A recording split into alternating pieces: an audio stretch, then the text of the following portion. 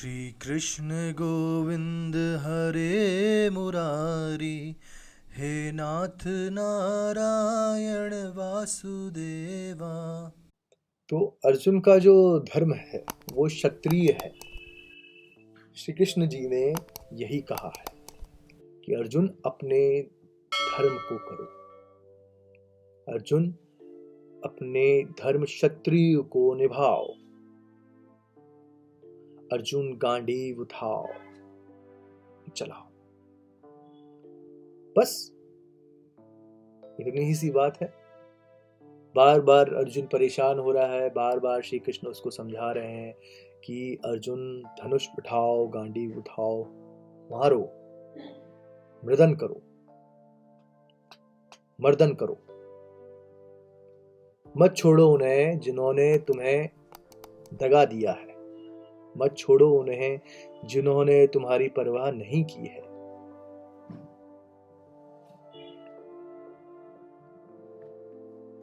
तो अर्जुन ने क्या किया?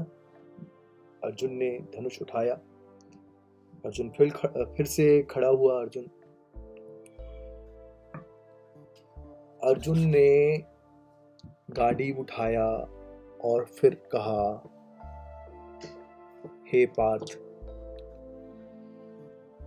पार्थ मतलब एक सखा और गुरु जब होता है तो पार्थ कहते हैं। अर्जुन और कृष्ण का एक सखा दोस्त का भी संबंध था और गुरु का भी संबंध था। अर्जुन अपने दोस्त को गुरु मानता था। तो उसने कहा कि हे पार्थ, रणभूमि में तरह तरह के लोग आए हुए हैं, अपने अपने अस्त्र शस्त्र लेके आए हुए हैं। आप देखिए जरा, मैं अगर इन लोगों को मारूंगा तो इनकी पत्नियां कुंवारी हो जाएंगी, इनके बच्चे रोने लगेंगे,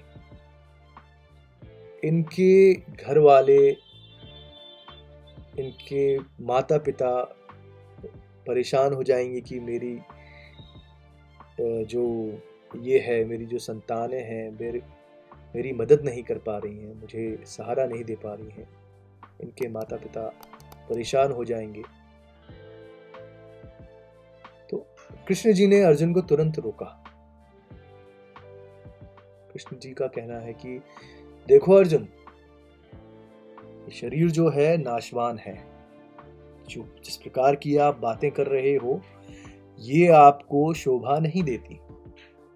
क्यों शोभा? इसलिए नहीं देती कि अर्जुन गांडीवधारी, जो शिव जी का धनुष था, इतना भयंकर धनुष उसके पास था, इतना शक्तिशाली होने के बावजूद अर्जुन ऐसी बातें कर रहा है, ये उसको शोभा नहीं देती।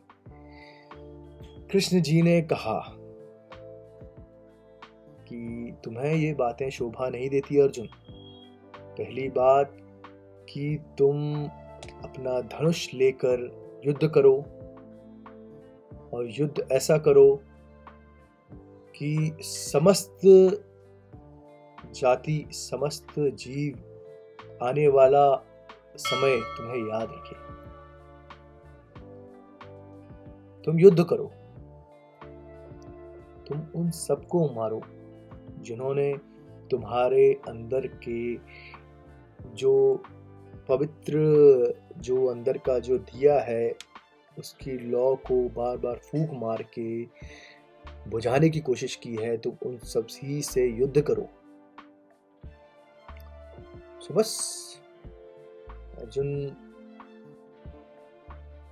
ने बात सुनी। अर्जुन ने कहा, अर्जुन बार बार बहाने बना रहा है कि कैसे भी करके मेरे ऊपर ये पाप ना चढ़े। ये ऐसे लोगों को जो बहुत कमजोर हैं, अच्छा वो कमजोर समझता है, वो अपने से शक्तिशाली नहीं समझता है, क्योंकि अर्जुन के पास जो शिक्षा है उसके ऊपर उसको पूरा भरोसा है। उसके बल पर, खुद के बल पर अर्जुन को पूरा भरोसा है। उसकी परेशानी क्या है कि वो थोड़ा सा, जो उसका दरिद्र जो अंदर का जो मन है, जो गरीब मन मैं कहूँगा, जो जिसमें कि वो धन नहीं है, जो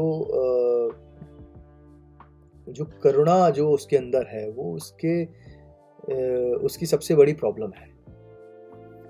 तो जो अर्जुन की जो करुणा है वो ये कहती है कि मैं अपने ही गुरुजनों का, अपने ही पितरों का, अपने भाइयों का, मैं कैसे वध कर सकता हूँ, मैं कैसे मार सकता हूँ, मैं किसके साथ रहूँगा, मुझे चाहे पूरे ब्रह्मांड की सत्ता क्यों ना मिल जाए, मैं ऐसा युद्ध नहीं करूँगा। कृष्ण कहते हैं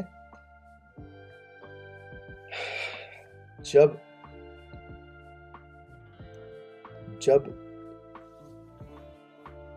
उन लोगों ने तुम्हें किसी कार्य का नहीं छोड़ा तो तुम क्यों छोड़ोगे?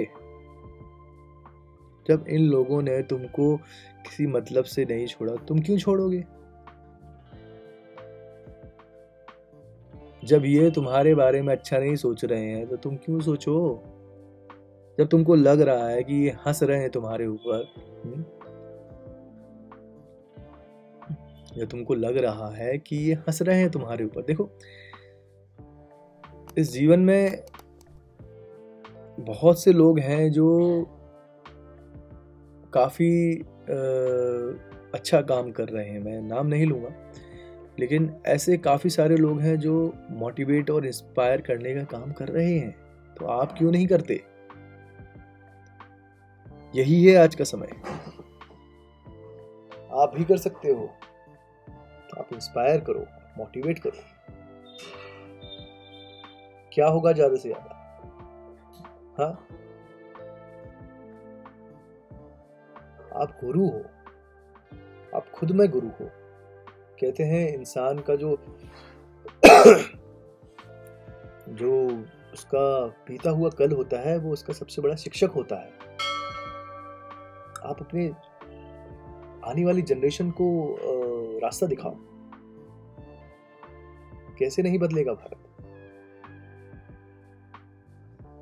कुछ लोग लगे हुए हैं, कुछ लोग कर भी रहे हैं, लेकिन कुछ लोगों को ऐसा मुझे लगता है जहां तक कि हाँ, इसमें घमंड आना निश्चित है, अहंकार घमंड आना निश्चित है। क्यों? सबको अनुभूति होती है घमंड और अहंकार की, अहंकार और घमंड की अनुभूति सबको होती है, लेकिन मैं कहूंगा कि उसके ऊपर भी अगर आप अपने गुरु को रखोगे,